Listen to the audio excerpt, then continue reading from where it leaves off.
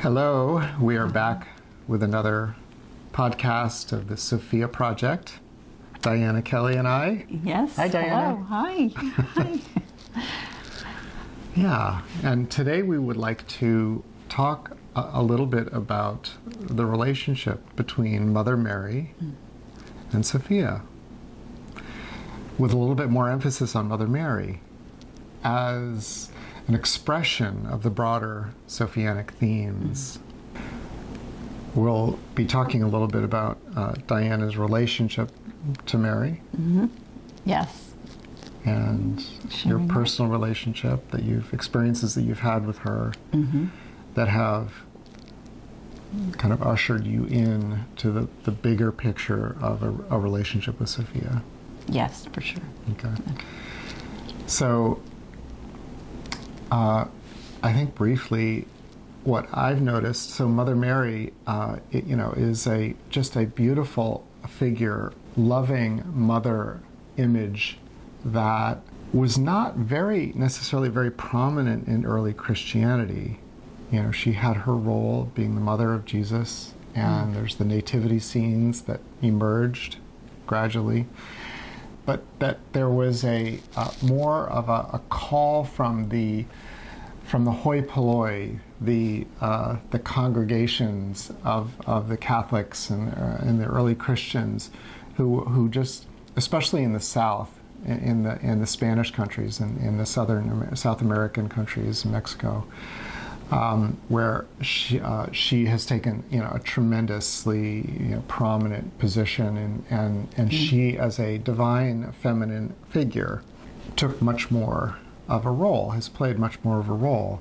You were saying that the parish that you grew up in Philly. Yes. Our Lady of Mount Carmel. Yes. and all these different parishes. Yes. Had different names of Sophia, the different, of Mary. Some of them did, and some of them were just other Sacred Heart, but Stella Maris for sure. Many, yes. Yeah. South Philly. This is our tough lady, Diana from South Philly. So I just have become aware of how at some point Mary also seemed to represent the broader theme of Sophia and be almost like a parochial or embodied or personal expression of the archetype of Sophia.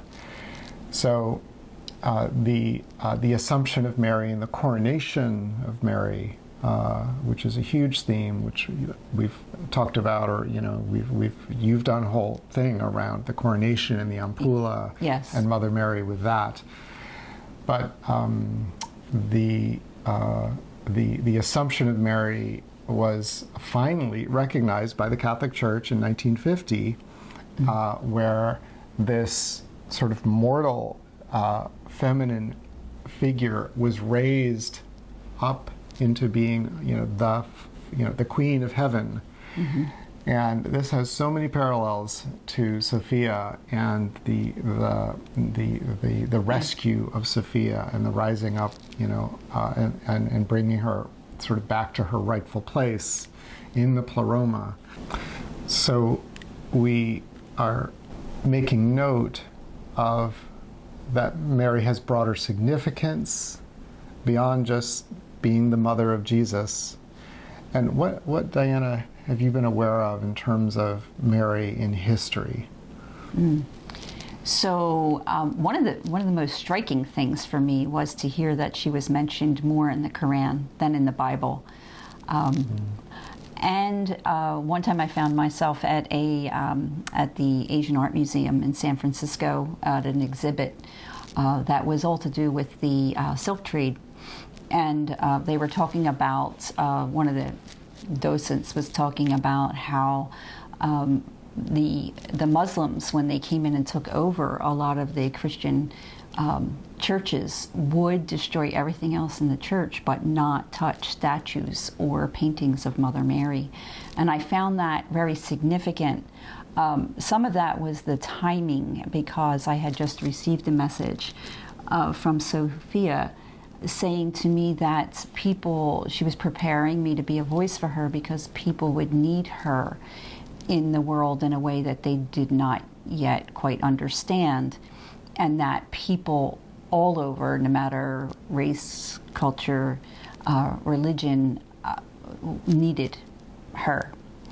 And that, like right shortly after that is when I had this experience in the museum. So it was being confirmed for me in different ways how true this message was. I think that Mary clearly can offer an image of the divine feminine that is very available, and can make it, in a sense, more accessible, make the theme, the energy of Sophia sort of more accessible to people. But Diana has, worked with her own sort of clairaudient and her higher perceptual abilities, having a connection with Mother Mary from a younger age and different phases of her life that then led her into a relationship with Sophia. And so we wanted to just give you like we want to hear a little bit of like what that has been for you, and you growing up Catholic and having a strong relationship to Mother Mary. Yes. Yeah. Yeah. So yes, I mean, that was definitely like the groundwork was laid there for a relationship with Mother Mary in a really, profound way, not just because of being raised Catholic, but also just within my own family. There was a devotion to Mother Mary. But then as, I had my normal teenage years, and I kind of went off into my own belief and disbelief, and disconnect. And when I was about 28, I started to have more experiences with Mary in a very profound way, which led to me beginning to do automatic writing, where I would be able to get messages, receive messages from her. And most of the messages initially were just directly about my own life and how to how to behave, how to proceed, how to handle challenges, and things like that. Yeah. I think you've said that your automatic writing is that you hear it. Yes. And then you write what you hear. Kind of like dictation, like the old dictation would be. I was taking dictation on a steno pad from Mother Mary. Yes. Yeah, and so you've mentioned a bit of how she mentored you and were putting you through training. Yeah, I mean, a lot of it was walking through certain things in life. For example, a big one was that I needed to move to California from New York. I was living in Brooklyn. Way to go, Mary. Yeah. And it was challenging, and every step of the way I was trusting, that it would be able to happen on all different levels, and including in the 90s finding a home out here, which was in Silicon Valley was really hard to do. So they were it was using my own life and things that I needed to do, and also they were treated as initiations. And so, for example, when I did make the move, I was actually given a spiritual name, and that was when I was given the name Kyrion. So I would that was acknowledged then as an initiation. So you had the opportunity to learn of Mary's teachings with regards to the womb chakra. Right. Yes. Going to the womb chakra training was where I really understood the breadth of Mother Mary. that she, of course, was Jesus's mother, but the role that she played, the master that she was, in those teachings, the master who brought those through from India actually says that Mother Mary was the greatest master that ever lived, because of her ability to use ancient teachings to actually influence Jesus while he was still in the womb, and to help him be who he was, and be the master that he was able, and hold what he was able to hold.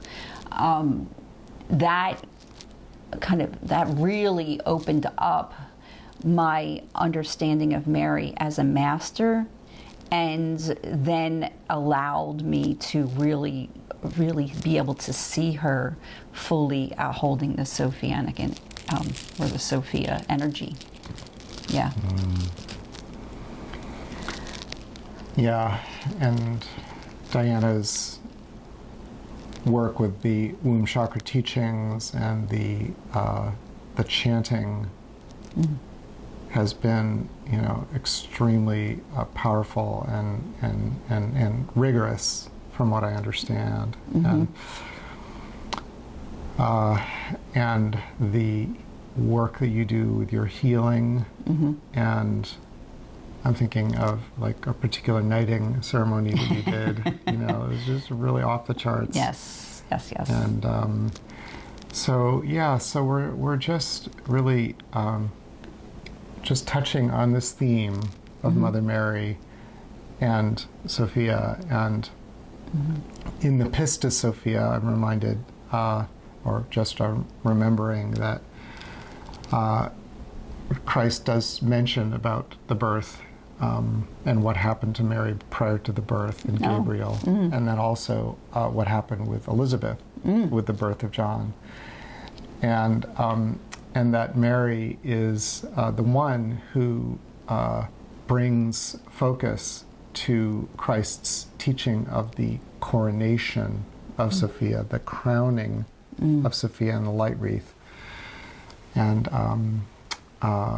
so Mother Mary is, it's amazing that she's the one, as the Queen of Heaven, who receives the crown in these images in the medieval art, Italian art. She's, the crowning and this of the coronation of the Virgin, some incredible art, that incredible music of devotion, Bach's, Magnificat, it's just some of the great expressions of love that our culture has produced, at least in the Western classical tradition. And so we're just kind of calling her in. Yes.